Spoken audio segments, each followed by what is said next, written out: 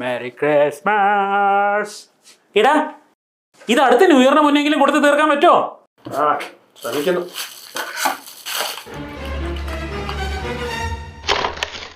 ഇന്നതാണോ മോനെ ചെയ്യുന്നേ?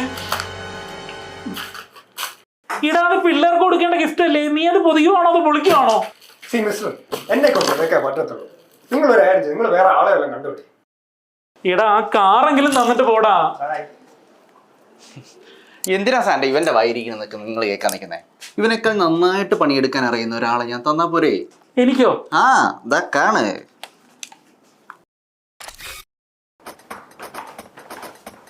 ബാബു, നീ ഇതൊക്കെ ഒന്ന് പെട്ടെന്ന് ഒന്ന് പാക്ക് ചെയ്ത്. Command accepted. ഓക്കെ.